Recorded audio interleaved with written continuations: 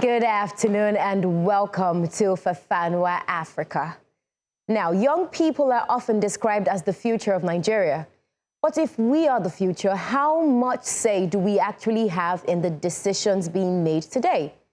Across the country, young people are invited to consultations, town halls, and discussions about issues that affect us. But after we give our opinions, do those ideas actually influence what happens next? Or are we sometimes brought into the room simply so it can be said that young people were included? And this conversation actually goes both ways. You see, if young Nigerians want a seat at the table, are we prepared for what that seat requires? Do we understand the issues deeply enough to offer solutions, or are we sometimes responding from frustration without fully understanding the problem? So today on Fafanua Afrika, we're asking, are young people being heard or just being consulted? And if we're not being given a meaningful seat at the table, how do we create one for ourselves? I'm your host, Ekemini Jane. This is Fafanua Afrika.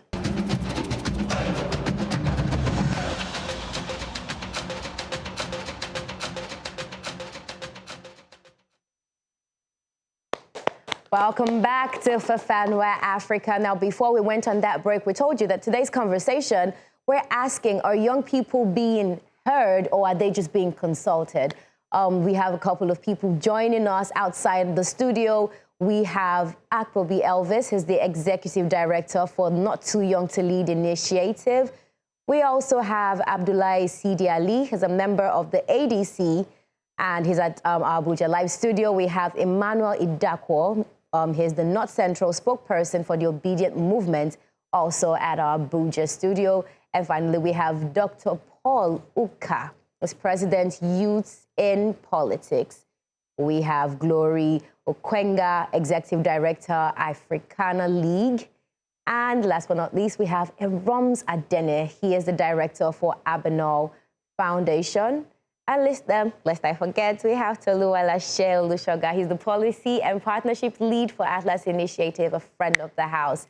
Okay, we also have our youth advocates and students in the house. Please give yourself a round of applause. Okay, so together we're all going to unpack today's discussion. I'm going to start with Eromz.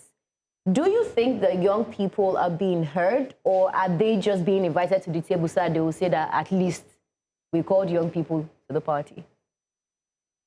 That's a very, very good question, because there are certain things we have to look at before we can answer that kind of question. We should look at the policies that are going out every other day. We should look at the executions of these policies as well. We should look at the action the governments, not just the government alone, but institutions, the actions that they are making, the things that they are doing. Is it inclusive for young people? From my own perspective, right, and I stand to be corrected, I think the answer is no. They're not doing enough, right? It currently seems like we are just there to fill up numbers. It currently seems like let us just have young people, but they know what they want to do before the meeting, and they end up doing what they had in mind after the meeting, after consulting with young people. So it's almost, it seems to me like we are just a number, right? Trying to fill up a quota system. So we're just a number, but in the policies that are being released, the technology, I'm not even trying to call out any ministry, but when you're talking of technology, when you're talking of health, we are talking of education, how inclusive are they? How do they protect the future of young people? So I just, right now, I don't think the answer is yes, but I believe we are getting there. We're getting there. It's getting better, you know, platforms like this where young people can come together and lend their voice on a prestigious channel like this. You know, it helps reach the right places. It helps with the execution of our needs, our wants, our future into policies. Okay, thank you. Does anybody have a contrary opinion? Or do we all... I want to add to that. Hello, everyone. My name is Stonte also. I personally think that young people, to be heard is not the same thing as being able to influence decisions. And I think that young people, let's even look at the political representation. We are very underrepresented. Okay, take for example, in the House of Representatives election in 2023, I think just 4 out of 357 members are within the ages of 21 to 30.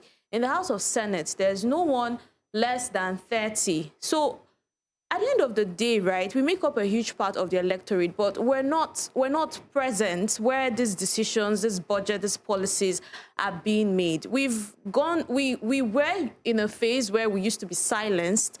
Now we're being consulted. I mean, we see town hall meetings, we see dialogues, we even see political appointments for young people, but we need to get to this phase where we can influence these decisions. Okay. Sorry, Tolu, you wanted to say something. Can we have the mic, please? Okay. So thank you. My name is Toluwalase Olusoga. I'm policy and partnership lead for Atlas. I love what she said, and I love what he said.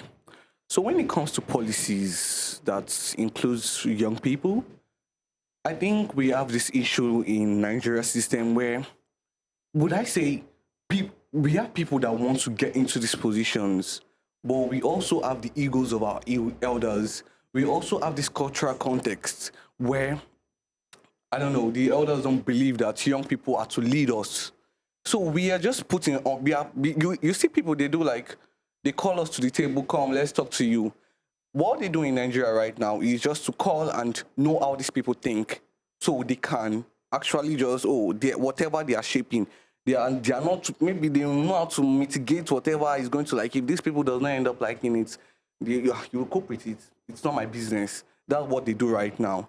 So they just create policies without not including young people. They are not, anybody that is above 30 should not be creating policies. Any policies that is meant for young people, it should not be created by someone that is 40 years old. Times are changing, and I think our leaders need to understand that. Okay. So there are certain policies, just like when it comes to people with disabilities, you cannot be creating a policy and you are not disabled. Okay. Because they don't understand what they are going through, what they are facing. So we need people that are not just only hearing us. We need youth people that are the ones deciding. Yes. Okay, so before we take up all the space in Lagos, let's go to those at the Abuja studio, Mr. Abdullahi Sidi Ali. He's a member of the ADC. We would like to hear your opinion on this. From your experience, do you think that young people are being heard, or are they merely being consulted? For giving me this opportunity, for having them on this great platform. Let me correct you. I'm not a member of ADC. I'm a member of NDC. My apologies. Let me go straight to your question. When you talk about youth consultation or participation, or they are given away harder, you must categorize it into two. There are two ways that the politicians has already used in this country in order for them to mechanize it and put it in a way, in a structure that will help them. Number first, from the beginning, what actually happened is, if we could remember, in 2018, there is a law that was signed, not too young to run. That law was implemented in the National Assembly. From 25 years, you can go for House of Reps, State Assembly. 35 years, you can go for Senate and Governor President, 40 years. But in the 2019 election, the law has taken place with immediate effect. We have over 200 members out of 469 members that are in the National Assembly, vote Senate and House of Representatives. But in 2023 election, what actually happened? We can remember at that time, APC brought a senator, Abdullahi Adamu from Nasarawa State, the former governor of Nasarawa, to be the party chairman. At that very time, that chairman of the APC, because APC is the winning party, he put the price of the form. To buy a presidential candidate form, you must raise 100 million. To buy a governorship form, you must raise 50 million. To buy Senate 40, House of Rep 30. So you see, this is what how someone say, how can you bring a policy after the policy was there and the policy have already taken effect, then you will come and put a price in order from where youth are they is going to start. But by the way, the reason I say it's divided into two, us too, the youths have our own problem. There is a tactical way in every side in the world. If we could remember, Barack Obama was an aspirant of the president of the United States after him being a Senate. At that very time, he have 0 delegates when he was at the primary election, but his voice and his young age and his own, and how he was brilliant and how he was a very vocal, he addressed the people well. They saw it in his own eyes. The delegates automatically go to his side and they vote him. So what's wrong with us now in Nigeria that a youth will come out for a political position and after coming out, showing himself, then he will just quit himself automatically? Let me give an example, allegedly. There's a person called Adamu Garba from, I didn't know your state. He contested for the president in 2023. At that time, when money was imposed, 100 million for the form, he went out and yarn and go and mobilize for the funds from the youths. Youths gathered the money for him. What happened automatically? He banished and joined YPP. After joining YPP, he automatically stepped down. So you see, if the youths are following the steps, and there is a law that was called Freedom of Information Act, that law has give every youth in Nigeria the audacity to go and source for every information in every angle to know what is going on. For example, the implementation at the Senate, the public hearing within the state for the constitutional amendment. So there are so many things. So if the youths of Nigeria will be relevant, will be active, will be more, they will put consistency in their own dedicated, they can dedicate their time, sacrifice their time to put eyes, follow the laws. I think the numbers are with us. Apart from the number, we are much more than that. We are much. Okay, thank you so much, Mr. Abdullahi. Thank you for your opinion on this. I want to speak to Mr. Emmanuel Idakwo. We've talked about, a lot of people, almost everybody has agreed that the youth are not being heard, right? They're just consulting us. What I want to know now is, what do we classify as being heard? How would we know that we are being heard, Mr. Idakwo? Okay, thank you very much. For me, basically, being a very strong advocate for youth leadership, that is why I founded Youth Leadership Development Initiative, where I believe that young people have to deliberately develop themselves with leadership qualities, because it takes a whole lot to step into the shoes of being a leader. And that is something that we lack in today's world. That is why we hear issues like the Olodo uprising that is occurring, which I feel critically people who fail to work on themselves with the right leadership qualities, cannot, give the best that they should offer when they step into leadership positions. Notwithstanding, I must say this critically, that what we have today, which is a troubling situation, is the fact that we have Nigerian youths, right, who have been reduced to nothing more than what I like to call political hallelujah boys and data boys, thugs, and to say the least, you see others who would then act as PAs. You cannot find, it's very difficult to find youths, on the table where leadership decisions is being decided. And that is, for me, it's a pitiable situation for our country, because, the youth population is the working population and working force of every nation. When we look back to history in our dear country, like the First Republic, we could see very clearly those who fought for our independence were all youths. They stepped into leadership from their 20s to 30s and early 40s. We had, people who were already primes of both the West and, the North, as well as the Prime Minister. They were all young at that point in time. If you also look down the drain when we had other leaders, in the Second Republic, you still discover we had lots of young people in their 30s. They were already, in charge of, the nation. What am I trying to say in essence? Today's world, when you're in your 30s, you're in your 20s, you're seen as a kid. Your opinion is not, valued, in the society and all of that. And these are narratives that we need to change. So for me, basically, I think for us to, finally accept the fact that, youths, are right there on the table, taking part in leadership, we have a huge role to play, which is a deliberate act of developing ourselves with the leadership qualities that to turn things around. Thank you so much, Mr. Idakwo. Now, I want to ask a question to Ms. Ukwenga, Executive Director for Africana League. You've heard all the examples and all the opinions that have been shared. When young people are brought to the table, in your opinion, what should young people do? Seeing as we keep agreeing that we are being heard, or we're not being heard, we're just being consulted, how do we turn this around? If we're invited to the table, what kind of conversations should we be having? The thing that is a priority for young people is to understand that we, the youth, as a concept should then move to we the people. They are not going to be, as policymakers, representing just the idea of youth. They are going to be representing the idea of Nigeria. They themselves being citizens first before they belong to a particular demography. And what that translates to the average Nigerian, and especially to the larger population, is the expectation of intergenerational collaboration in leadership. So the idea of youth in leadership and youth in governance does not necessarily become a sine qua non for young people against the elders or against the older generation. The second thing that becomes a priority is that we then take responsibility for responsible mobilization.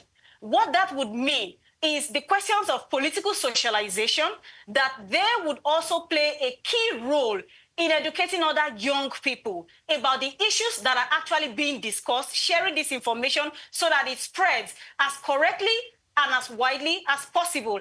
And then the question of interest aggregation. There are things that we want as a demography and that we need. What is the youth agenda for what the Nigeria of tomorrow should be? And then let's marry that with what the idea of Nigeria for all Nigerians as we the people should be. And then bring that to the question of policy making on the table. And then the last part of it is the question of the political articulation. Defining these interests, putting them together, and being able to express them clearly in a manner that every average citizen can interpret in a way that makes sense to them. Okay, thank you. At grassroots levels particularly, where young people are the most organized, and then in the larger society, in the urban civil space, where we also have an increasing spread thanks to social media. Thank you so much, Mr. Ukwenga. Now, we'll still come back to you guys in the Abuja studio, but let's not forget that we have people here in the Lagos studio. Before I ask our young advocates and students what they think, I want to ask Dr. Paul Ukah a very salient question. Do you think that the young people have what it takes to actually tangibly contribute to the table that we're being asked to, or we're asking that they invite us to? Well, that's a very important question, because looking at leadership is beyond age. It's beyond a bracket of people. It goes beyond our beliefs and agitations. We may be saying that the youths are supposed to be here, supposed to be there. But I would rightly say that we have a whole lot of preparation to do. The Nigeria we have today and the Africa we have today were built by men who, beyond their age bracket, understood what leadership was, or what leadership should be, what a nation should be, what a people should be like. Some of us are practically ready for leadership and positive contribution, but a large number of us, to be very honest, are not ready for that. And that's not to say that youth should not be given opportunities when they deserve it, but that's to say that the youth should wake up to what's in front of them. Opportunities cannot be given to an unprepared mind. And this discussion is not a generational war to say that this generation is better than the previous generation. We cannot displace their experience of the present leaders around the world and their input. So, but we can actually build ourselves, prepare ourselves better, instead of being agitators, reformed, informed, programmed set of minds to think differently, not to do the same thing that others have done or trade on the same part. Okay, thank you so much, Dr. Ukah. Now, let's not forget, we also have Mr. Elvis on the line. He's joining us to have this conversation. Mr. Elvis, do we have you with us? Oh, thank you so much. In your experience, why do you think that the government, the leadership that we have, why do you think that they don't take young people seriously? Okay, thanks for the privilege. I've listened to my fellow guests and all that. We said a lot, but I'll speak from experience, and I always want to use my story to inform people. I'm from Delta State, and I've been in the youth space for like 10 advocacy for like 10 years now, and for me, we can't sit back. We will not sit back and be called to the table. Every young person have a gift.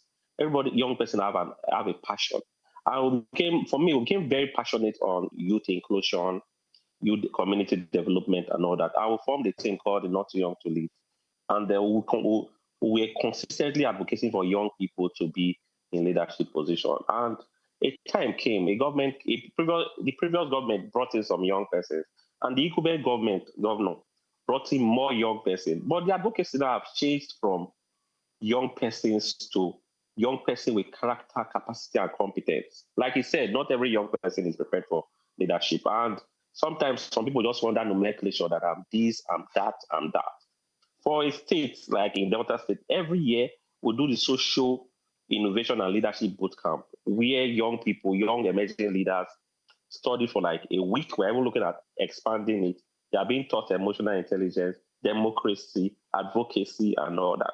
And this is to, prepare young people for leadership, because when young people are not prepared, even this advocacy we are saying, we've seen cases where some young persons have been given the opportunity to be on the table. They failed, and they became a measure for other young persons.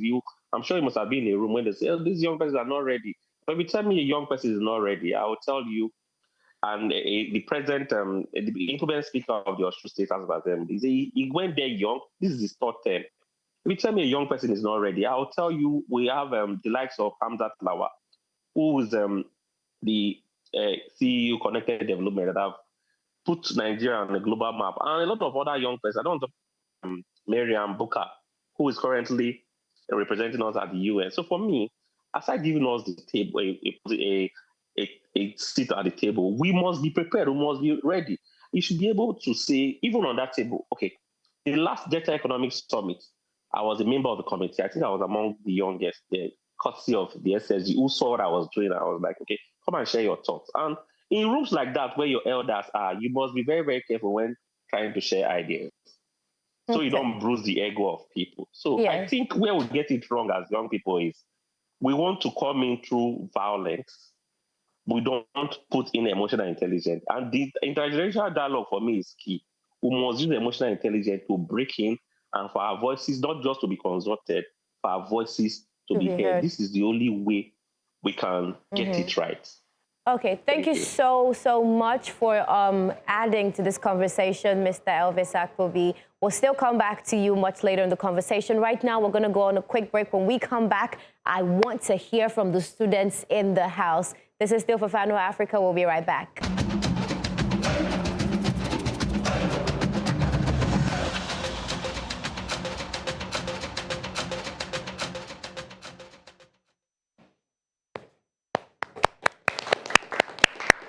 Okay, welcome back to Fafanua Afrika. Now, before we went on the break, we were asking, are young people being heard or are they simply being consulted? Now, I want to ask the students in the house, what does youth participation look like for you?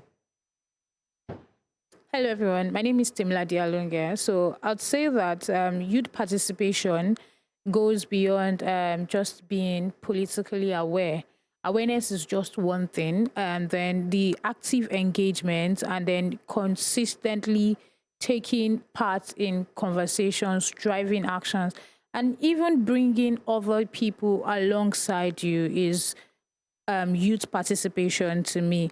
And then I'm going to use this in context of understanding how we have a lot of young persons, which I would want to use a funny word, which would be like they're like stooge instead of actually participants, or they are actively players in policy making or in shaping or in even development. They are there, they are seen, they bear the taglines, they have the positions, but then at the end of the day, you ask them, between 8 a.m. to 7 p.m. in the night or in the evening, what exactly would you say you have contributed to participating in development or in national development as a youth lead advocate of this?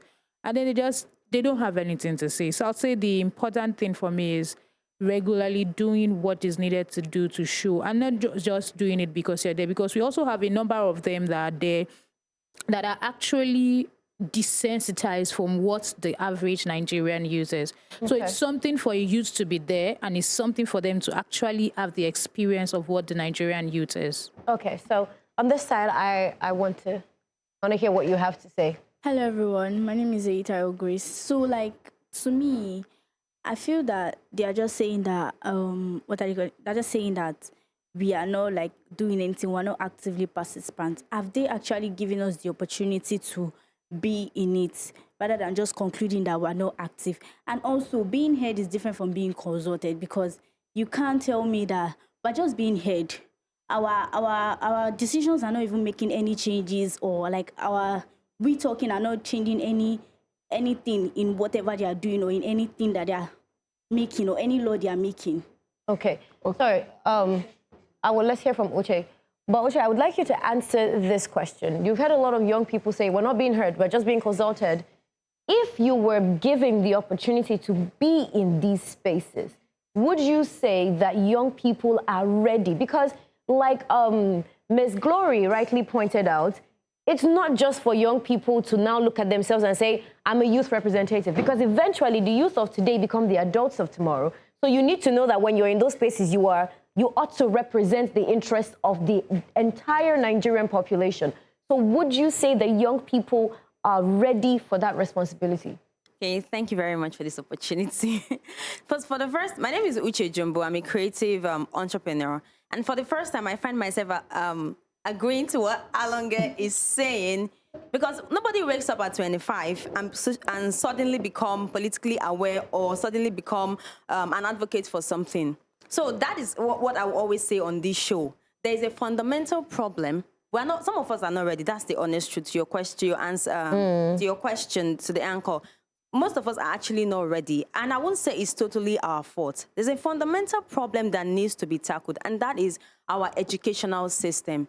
Like I said, nobody wakes up at 25 or even 30 and decides that they want to become a leader, or that they are good leaders. And he pointed out that age does not show that somebody has the competence to lead. So we should not just be taught, okay, these are the arms of government and this is what governors do, or taught the history of how Nigeria became independent. Do you understand? I think this is built from the grassroots. It is built from childhood. And then we grow up, from there we grow up becoming very aware of what governance actually is, of what advocacy actually is. I used to be in beauty pageant. I'm a pageant person. And during coaching sessions, they tell you to find an advocacy. I'm an educational advocate. So find an advocacy that you truly believe in and work towards. Do project that aligns with that. And so that becomes your identity and what you represent. And this automatically translates into leadership and what you can actually do if you get there. So I think that going back to schools, maybe secondary school or even university, our educational system should be looked into with the curriculum and the things that we teach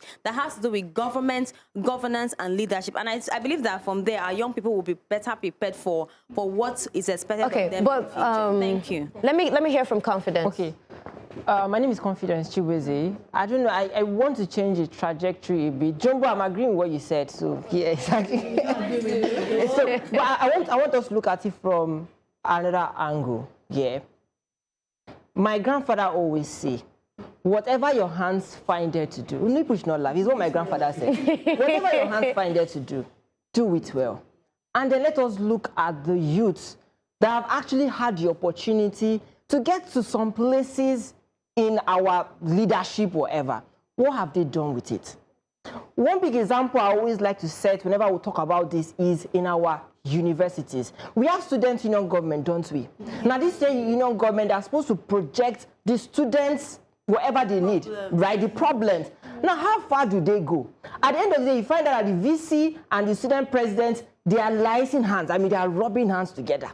At the end of the day, the student president tends to bend towards whatever the school management wants. I don't know. It doesn't happen in your school. Okay, wait. Let's actually let Confidence land. Because in my school, there is no light.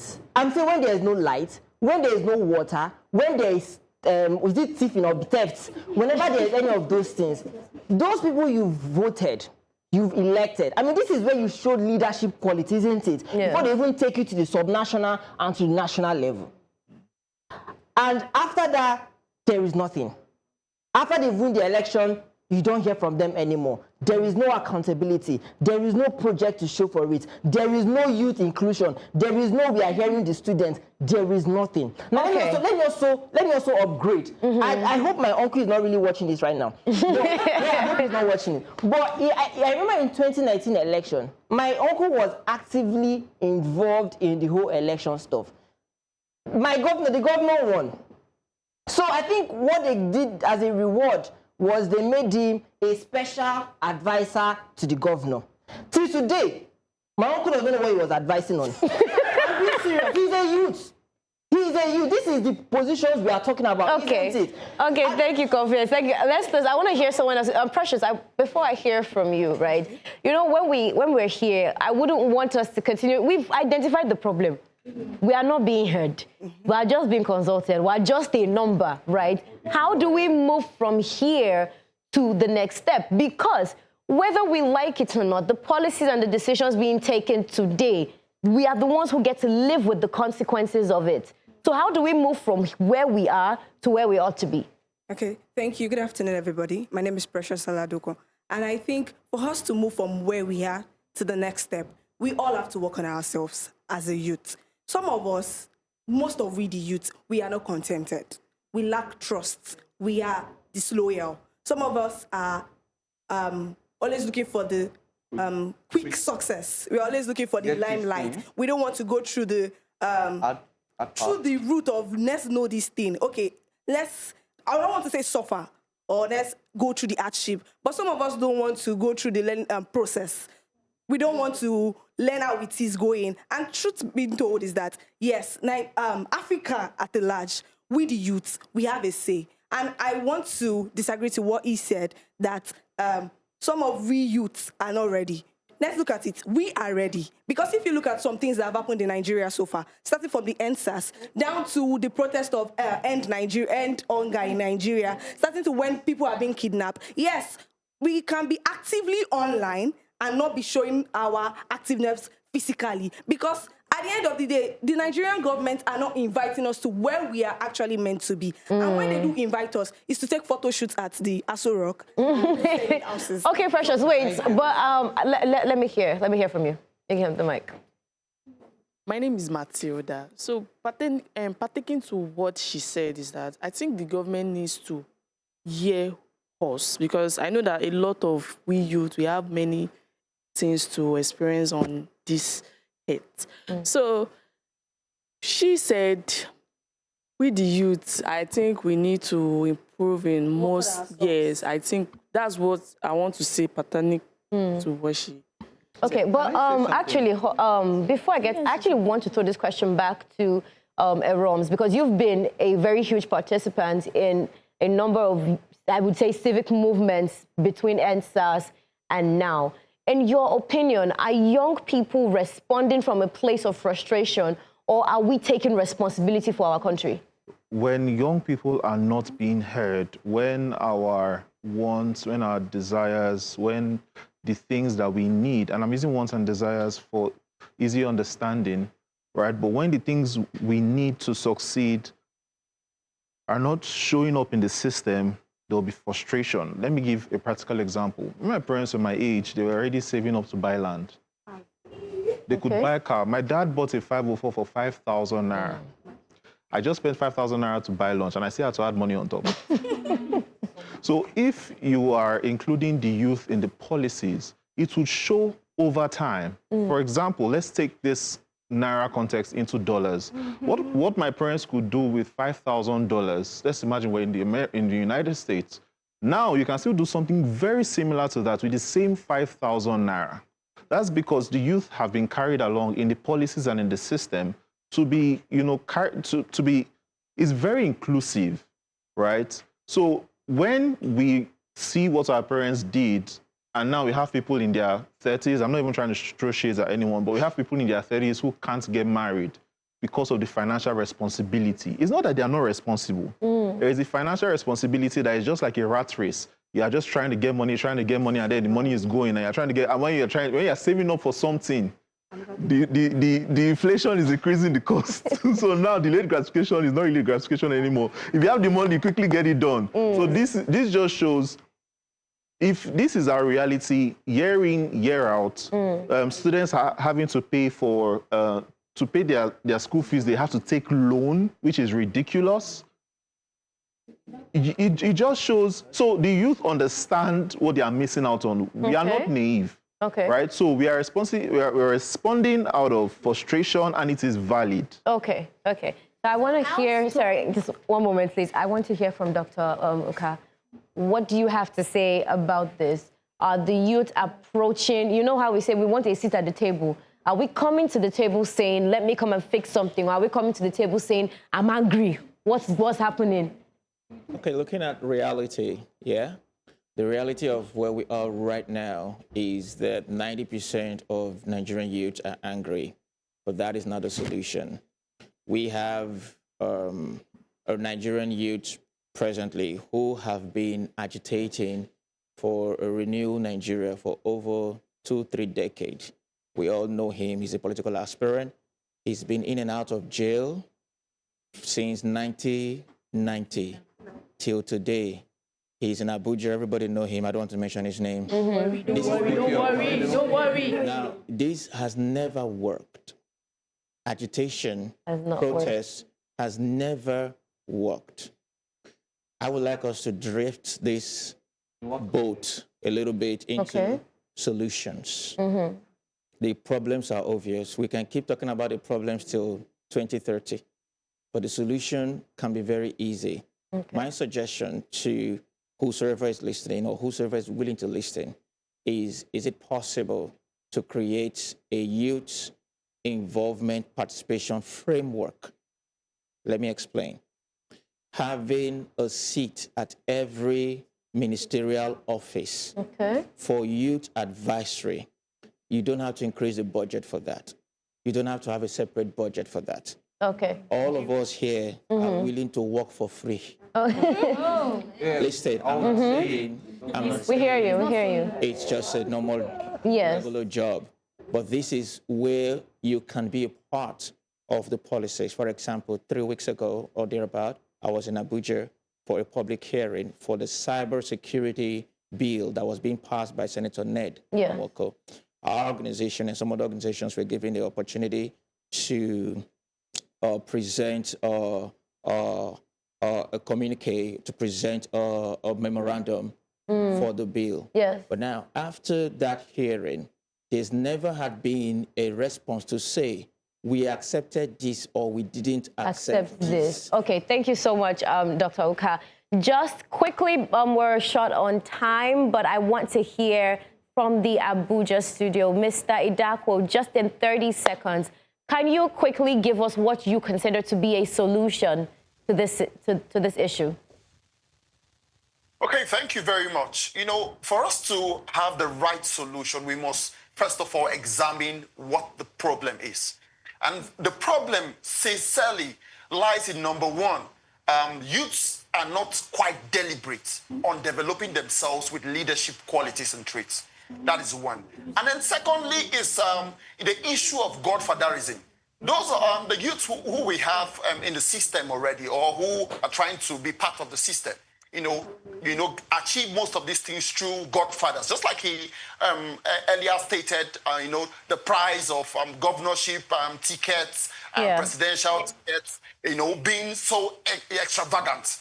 100 million, 50 million, as the case may be. These are amounts that youth can barely afford. So for them to step into that political arena, for instance, they will not have to submit themselves to a political godfather who most likely is a khaki stroke, you know, has been Mr. Idakwo, we hear you, but we're pressed for time. I just need you to tell us, how can the youth come to the table and what should we do? Just in 30 seconds so as we wrap up. What we need to do is to ensure that we step away from godfatherism and then dismantle the criminality that we already have, where you can only attain something by knowing somebody. and then we have to get involved. You can never become part of the decision-making without you making deliberate and strategic moves to be part of the system. And that is why I'm so excited to be part of the vision of His Excellency Mr. Peter Gregorio. Thank you so much, Mr. Idakwo. Thank you. Ms. Glory, any final words? What would you say the solution should be? Just quickly as we wrap up. Okay, here's what we are supposed to avoid on the part of government and leadership institutions. Let us avoid the question of tokenist engagement or consultative statuses that are given to young people just as appendages for political correctness. Let us look towards creating systems that are enabling environments for young people. The fact that young people do so excellently well abroad in the diaspora tells us that young people have capacity where the system is enabling. But on the side of youth, we have a responsibility as well. And that responsibility is to engage intentionally and constructively. We are creating a very clear youth agenda for 2030 at Africana League. We want to declare the decade to be a decade for youth in governance. We want to produce very clearly about 1,000 young people who are going to win as candidates for election. Thank you very much. Thank you very much, Mr. Ukwenga. So sorry to cut you short, but let's hear from Mr. Abdullahi. What do you believe to be the solution to this issue? The only solution of this issue, or I cannot say only, the solution of it is, let me quote some words from Adolf Hitler. I'm sorry for mentioning his name. Nigeria is supposed to be a country that is ours collectively, and we must have nationalism, patriotism, and we must work together collectively in order to bring it into board, not by governance. Governance is just like a roof, and we are the people living behind the roof. So whatsoever, if the roof is going to fall, it's going to fall on us. So let us be the pillars. Let us be the strong people that will have unity within ourselves. Let's forget about tribalism, ethnicity, or everything. Let's have one Nigeria. Let's have one agenda. Let's have the nationalism, patriotism. Let's use the symbol of the national anthem and the symbol of unity of Nigeria. That's only what I can say. Thank you so much, Mr. Sidi Ali. And with that, we come to the end of Fafanua, but here are my thoughts. Perhaps the question isn't just whether young people are being heard. It's whether being heard actually leads to influence. Institutions have a responsibility to create space for young people to participate meaningfully, but young people also have a responsibility to come to that space prepared with knowledge, ideas, solutions, and a willingness to take responsibility. It has been a pleasure being with you today. My name is Ekemini Jane. This has been Fafanua Afrika. We'll see you next week at 2 p.m. Goodbye for now.